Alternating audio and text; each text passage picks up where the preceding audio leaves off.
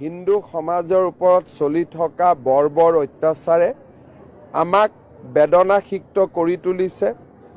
এখন ইছলামিক ৰাষ্ট্ৰত সংখ্যালঘু হিন্দু সমাজক কি ধৰণে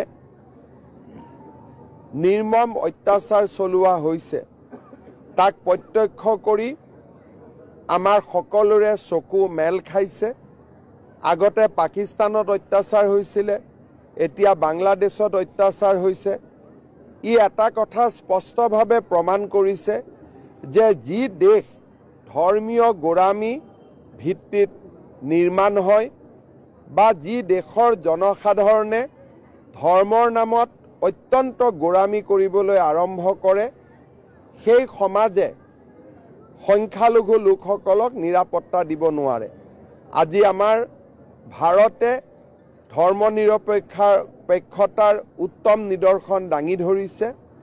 মই আশা কৰোঁ যে পাকিস্তান, বাংলাদেশৰ দৰে দেশসমূহে ভাৰতৰ পৰা শিকিব আৰু আমাৰ দেশৰ ভিতৰত যিসকল ব্যক্তি আছে, যিসকলে পাকিস্তান বা পাকিস্তানৰ ক্ৰিকেট দল আদি জিকিলে আনন্দ প্ৰকাশ কৰে, তেওঁলোককো মই অনুৰোধ কৰিম যে আপোনালোকে চাওক যে বাংলাদেশ, পাকিস্তানৰ দৰে ৰাষ্ট্ৰই আমাৰ সমাজক সুৰক্ষিত দিব নোৱাৰে।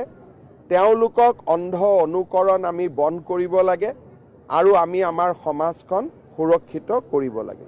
বাংলাদেশত হিন্দু সমাজৰ ওপৰত চলি থকা বৰ্বৰ অত্যাচাৰে আমাক বেদনাসিক্ত কৰি তুলিছে।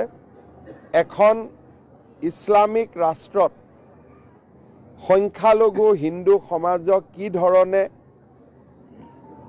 নিৰ্মম অত্যাচাৰ চলোৱা হৈছে তাক প্ৰত্যক্ষ কৰি আমাৰ সকলোৰে চকু মেল খাইছে। আগতে পাকিস্তানত অত্যাচাৰ হৈছিল, এতিয়া বাংলাদেশত অত্যাচাৰ হৈছে। ই এটা কথা স্পষ্টভাৱে প্ৰমাণ কৰিছে যে যি দেশ ধৰ্মীয় গোৰামী ভিত্তিত নিৰ্মাণ হয় বা যি দেশৰ জনসাধাৰণে ধৰ্মৰ নামত অত্যন্ত গোৰামী কৰিবলৈ আৰম্ভ কৰে, সেই সমাজে সংখ্যালঘু লোকসকলক নিৰাপত্তা দিব নোৱাৰে। আজি আমাৰ ভাৰতে ধৰ্মনিৰপেক্ষতাৰ উত্তম নিদৰ্শন দাঙি ধৰিছে।